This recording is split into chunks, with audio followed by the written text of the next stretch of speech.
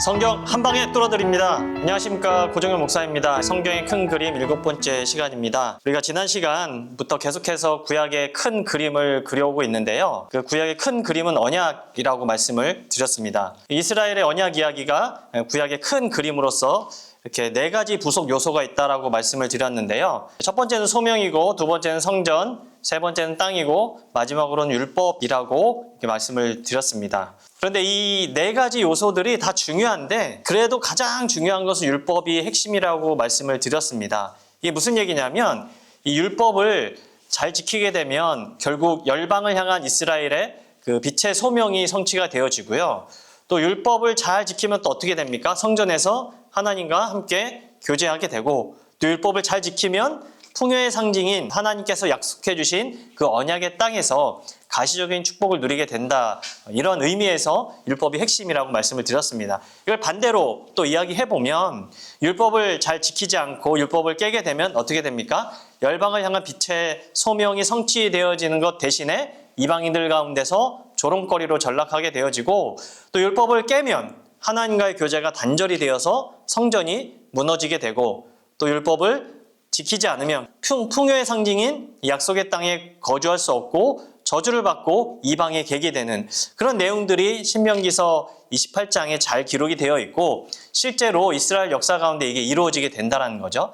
그러니까 이 4가지 요소가 다 중요하지만, 다 또 연결되어 있지만 가장 중요한 것은 율법이라고 말씀을 제가 지난 시간까지 드렸습니다. 그러면 구약의 언약 이야기는 역사 가운데서 계속해서 이게 진행이 되어지는데, 이 이야기가 선지서와 또 연결이 되어지는데요. 이 이야기가 어떻게 연결이 되어지는지에 대해서 오늘 잠시 한번 살펴보겠습니다.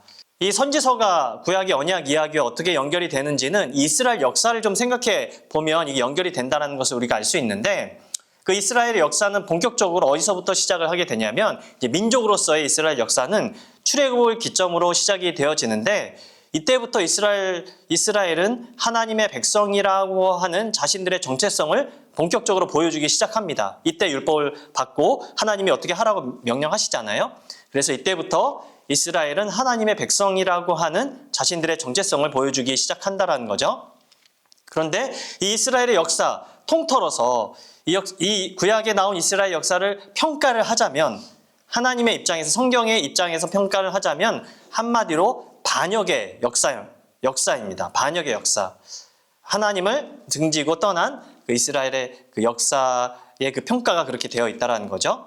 우리가 이스라엘 역사를 또 자세히 볼 수 있는 성경은 열왕기 상하, 이 열왕기 상하서에 잘 나와 있는데요. 이 열왕기 상하를 보시면 이제 하나님께서 왕을 세우시고, 또 사울, 다윗, 솔로몬까지는 통일 왕국을 형성하게 됩니다. 하나의 나라였죠. 그런데 솔로몬 이후에, 솔로몬이 이제 하나님을 또 떠나게 돼서 또 범죄하게 됨으로써 결국 어떻게 됩니까? 솔로몬 사후에 나라가 2개로 쪼개지게 되는데, 솔로몬 이후에 북이스라엘, 남유다로 갈라지게 되는데요. 이때부터 그 북이스라엘은 북이스라엘대로, 남유다는 유다대로 신앙생활이라는 걸 하게 되죠. 하나님을 섬기는 것들을 하게 되는데, 특별히 북이스라엘에는 그 하나님을 섬기는 것이 좀 잘못된 방식으로 섬기는 바람에 어떻게 합니까? 여로보암의 죄를 따라 이렇게 하나님 보시기에 악을 행했다라는 그런 평가들이 계속해서 줄을 이루게 됩니다. 반면에 남유다, 이쪽 밑에 예루살렘을 끼고 있는 남유다 왕조에서는요, 간혹 그 하나님의 뜻에 합당한 왕들이 등장하기를 시작하는데요. 대표적인 왕들이 2명의 왕이 있는데, 히스기야와 요시야 왕이 대표적인 왕들이 있습니다. 그런데 이 하나님 보시기에 선한 왕들의 특징은 무엇이었냐면, 이 왕들의 특징은 하나님의 말씀을 또 듣고 읽고 그 말씀이 자신의 귀에 들린 대로 행하면서 살았다는 거죠. 그래서 대표적으로 요시야 같은 경우에 요시야가 종교개혁을 일으키게 되는데, 이 요시야의 종교개혁도 어디로부터 시작이 되어지냐면, 여호와의 율법을 성전에서 발견하고 그 율법책을 들음으로써 어떻게 됩니까? 요시야가 깨닫게 되고 그 종교개혁을 일으키게 되었습니다. 결국에는 하나님 보시기에 선한 왕들의 특징은 하나님 말씀을 듣고 또 그대로 행하는 그런 왕들이었다라는 것이죠. 그런데 이런 왕들만 있었으면 사실은 그 선지자들이 필요가 없었는데요. 선지자들은 하나님께서 부르셔서 그런 이스라엘 역사 가운데서 잘못 행하고 있을 때 이 선지자들이 등장하게 됩니다. 그러니까 하나님께서 선지자들을 통해서 뭘 하시길 원하셨냐면 너희들이 잘못 살고 있으니까 바르게 살아라라는 그런 메시지들을 선지자를 통해서 그렇게 보내주시는데 결국에 이 선지자들이 활동을 하고 있다라는 것은 이스라엘이 잘하고 있다는 게 아니라 잘못하고 있다라는 그런 증거들을 보여줍니다. 그래서 선지자들이 언제 등장합니까? 이스라엘 왕들이 통치하고 있을 때 등장하지 않습니까? 특별히 잘못하고 있는 그런 북이스라엘 또 남유다 가운데서 선지자들이 등장을 해서 활동을 하게 된다는 거죠. 그래서 이 선지자들은 하나님께서 보내셔서 특별히 잘못하고 있는 그런 시대 가운데 보내심을 받았기 때문에 그 이스라엘과 유다가 이제 나중에는 망하게 되는데 이 망하기 전에 선지자들이 지속적으로 외쳤던 그런 메시지들이 무엇이었냐면요. 두 가지가 있었는데요. 첫 번째는 회개하라는 그런 메시지였습니다. 그러니까 잘못되어 있으니까 하나님께로 돌아오라. 그렇게 선지자들이 외쳤던 것이죠. 그걸 이제 계속해서 왕들에게 알리고 이스라엘 백성들에게 알리는 역할을 그렇게 했습니다. 그래서 이 선지자들의 그런 메시지를 가장 드라마틱하게 보여주는 선지서가 있는데요. 그게 어떤 선지서냐면 요나서입니다. 여러분 요나는 좀 독특한 선지자죠. 어떻게 합니까? 하나님께서 명령하셨는데 선지자들을 통해서 잘못되었다라고 메시지를 또 전하고 돌아오라는 메시지를 그렇게 부탁한 사람인데 그걸 위해서 부르심을 받은 사람인데 요나는 어떻게 합니까? 처음부터 니누에로 가라는 하나님의 말씀을 어기고 어떻게 가게 되냐면 다시스로 가게 됩니다. 결국에는 그렇게 가다가 하나님께서 풍랑을 일으켜서 요나가 어디로 돌아가게 되냐면 결국 니느웨로 다시 가게 되죠. 하나님이 원하시는 방향으로 그쪽 장소로 가게 되는데 이거를 사실 회개라고 볼 수 있다는 거죠. 회개는 돌아가는 거죠. 하나님께서 원하시는 그 방향, 원래 자신이 가야 할 방향으로 다시 걸어가는 것을 회개라고 이야기하는데 물론 요나의 회개가 완전치는 않았던 것 같습니다. 그래서 나중에 또 하나님께서 박농쿨을 준비하시는데 어찌되었든 요나서를 보면은 회개라는 주제가 가장 드라마틱하게 그렇게 나타나 있다는 것이죠. 그런데 이런 시대 속에서 이스라엘이 잘못하고 있기 때문에 선지자들이 등장을 하고 선지자들이 계속해서 회개하라는 메시지를 외쳤지만 구약에서는요. 우리가 성경을 읽어보면 이런 진짜 선지자, 하나님의 말씀을 입에 담고 선포했던 선지자보다 어떤 선지자들이 많았냐면 가짜 선지자들이 굉장히 많았습니다.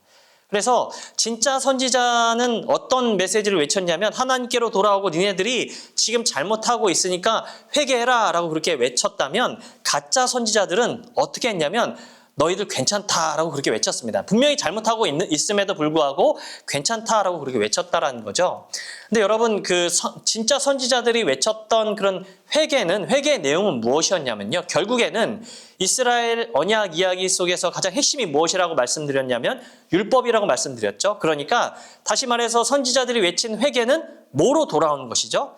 율법을 지키는 것으로. 이 율법으로 돌아옴. 이것이 바로 주제였습니다. 그러니까 그것이었는데 결국에 이스라엘은 끝내 돌아오질 않습니다. 물론 중간중간에 남유다 이미 말씀드렸듯이 히스기야나 요시야 왕 때 그런 움직임들이 있었지만 전반적으로 이스라엘은 어떻게 됐냐면 끝내 돌아오지 않게 됩니다. 그러니까 이스라엘의 지도자들, 특별히 왕은 이 영적인 문제가 있음에도 불구하고 이런 문제들이 있으니까 또 외교적인 문제가 생기는데요.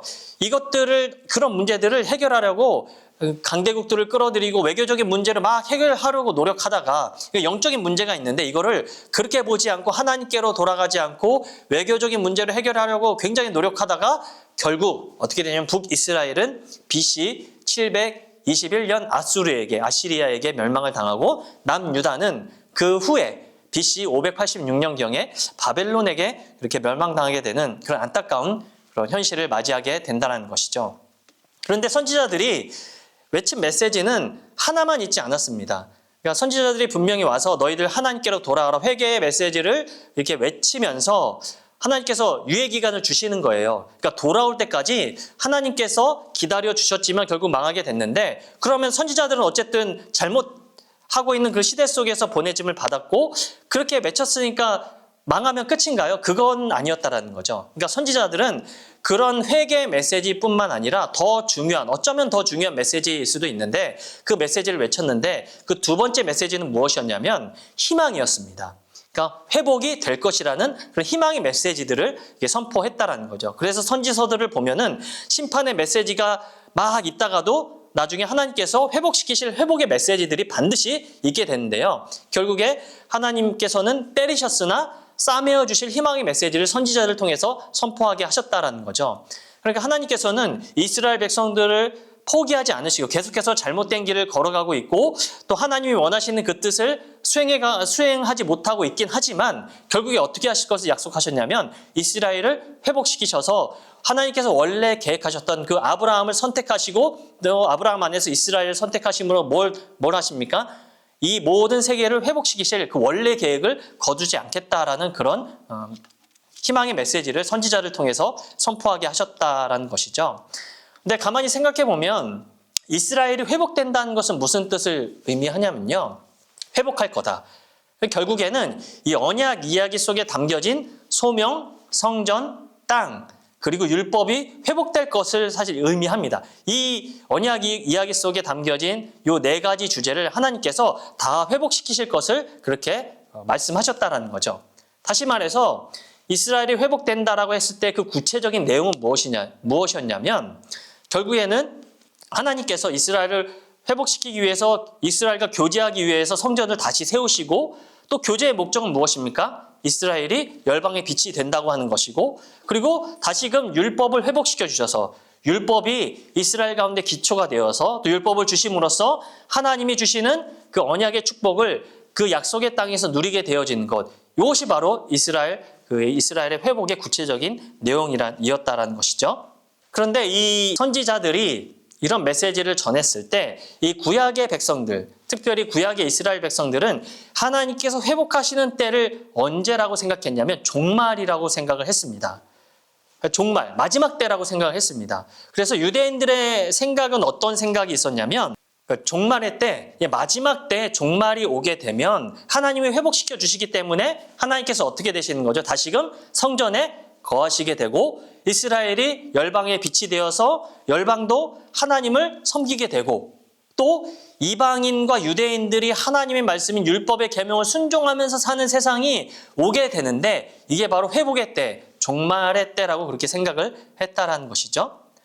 그래서 이 이사야서 2장 1절부터 3절을 보시면 대표적인 구절입니다. 회복의 때 발생한 일에 대해서 우리가 좀 자세히 알아볼 수 있는데 아모스의 아들 이사야가 받은 바 유다와 예루살렘에 관한 말씀이라 말일에 여호와의 전에 산이 모든 산 꼭대기에 굳게 설 것이요 모든 작은 산 위에 뛰어나리니 만방이 그리로 모여들 것이라 많은 백성이 가며 이르기를 오라 우리가 여호와의 산에 오르며 야곱의 하나님의 전에 이르자 그가 그의 길을 우리에게 가르치실 것이라 우리가 그 길로 행하리라 하리니 이는 율법이 시온에서부터 나올 것이요 여호와의 말씀이 예루살렘에서부터 나올 것임이니라. 이렇게 이사야서가 말씀을 했는데 이게 회복의 때 발생한 일에 대해서 기술해 놓았습니다. 네, 여러분 보시면 2절을 보시면 이게 다 회복의 내용이 다 이제 담겨져 있는데 2장 2절을 보시면 말일에 여호와의 전에 산이 모든 산 꼭대기에 굳게 설 것이요 그렇게 이야기하죠. 그러니까 말일에라는 그 이야기는 마지막 때입니다. 마지막 때. 마지막 때는 구약의 백성들은 어떻게 생각했습니까? 회복의 때, 그 종말의 때라고 생각을 했죠. 그때에 여호와의 전에 산에 모든 산 꼭대기에 굳게 설 것이요. 이게 무슨 얘기냐면 여호와의 전의 산, 결국에는 성전입니다. 성전, 여호와의 전이 성전이잖아요. 성전이 있는 장소를 이야기하는 것이고 이게 아주 그 비유적인 표현인데 이 이야기가 무엇이냐면 하나님이 다시 성전을 회복할 것이다라는 그런 이야기가 바로 여기에 담겨져 있다는 거죠. 그래서 이 무너진 성전이 회복되어야 하나님과 하나님의 백성이 교제하는 것이 가능하기 때문에 성전의 회복을 여기서 이야기를 하고 있는 것이고요. 그러니까 회복의 그림에서 가장 먼저 하나님이 뭘 이게 언급하시냐면 이사야를 통해서 그 성전이 가장 먼저 등장하는 거죠. 이스라엘 백성과 하나님이 교제를 하기 시작해 어떻게 되는 것이죠? 그게 회복이 되어지는 것이 가장 먼저 이렇게 되어진다는 거죠. 그리고 2절의 마지막 부분 보시면 말일에 여호와의 전에 산이 모든 산 꼭대기에 굳게 설 것이요 모든 작은 산 위에 뛰어나리니 만방이 그리로 모여들 것이라 이렇게 이야기합니다. 만방이 그리로 모여들 것이라 이야기하는 거죠. 그러니까 성전이 회복되어지면 뭐라고 말씀드렸죠? 성전이 회복되면 이스라엘이 무슨 역할을 감당하게 됩니까? 열방의 빛의 역할을 감당하게 되는 거죠. 하나님과 교제가 회복되면 그 일을 감당하게 돼서 이스라엘이 열방의 빛이 되어서 이방인들도 어떻게 된다는 거죠? 만방이 이방인들도 그리로, 그러니까 성전으로 모여들게 된다는 거죠.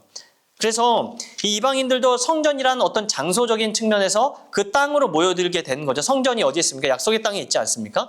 그러니까 결국에는 이 짧은 구절 안에 성전의 회복도 이야기가 되어 있고 동시에 소명, 더 나아가 땅이 회복되는 그런 모습도 우리가 좀 엿볼 수 있다는 거죠. 그리고 또 3절을 보시면 회복의 때에 발생하는 일이 무엇이냐? 많은 백성이 가며 이르기를 오라 우리가 여호와의 산에 오르며 야곱의 하나님의 전에 이르자 그가 그의 길을 우리에게 가르치실 것이라 우리가 그 길로 행하리라 하리니 이는 율법이 시온에서부터 나올 것이요 여호와의 말씀이 예루살렘에서부터 나올 것임이니라. 이렇게 이야기하는데요. 여호와의 산, 이건 이제 하나님의 전 성전이라고 이야기할 수 있고요. 그 그러니까 중간에 보시면 그의 길을 우리에게 가르치실 것이다. 이 얘기를 누가 하는 거냐면요. 이 우리라는 그 단어 자체는 이게 바로 이방인을 이야기합니다. 이방인들이 우리에게 그 가르치실 것입니다. 우리가 그 길로 행할 것입니다. 라고 이렇게 고백하는 그런 내용입니다.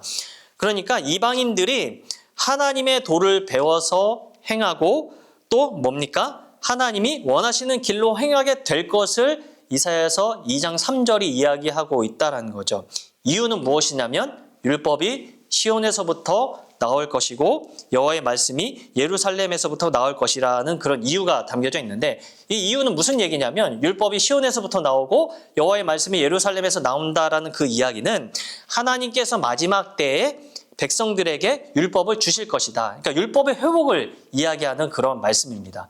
여기서 그렇게 된다는 거죠. 그래서 우리가 이 짧은 구절 속에서 이 회복의 때, 종말의 때 발생하는 일들이 뭐가 있다는 거죠. 전부 다 소명, 또 성전, 땅, 율법이 이 마지막 때 회복될 것을 선지자들이 그렇게 이야기를 했고 이 회복의 때 이런 모든 일들이 일어나게 될 것이라 이렇게 하나님께서 약속을 해 주셨습니다. 그러니까 언약 이야기는요, 이 선지자들이 외친 그 회복 이야기 속에서 이 언약 이야기의 그런 세부적인 요소들이 회복되는 것들이 다 등장을 합니다. 우리가 요것들을 좀 기억할 수 있어야 되고요. 다루지 못한 회복 이야기들을 좀 더 다음 시간에 하고 더 나아가서 다윗의 자손 이야기도 다음 시간에 함께 또 살펴보도록 하겠습니다.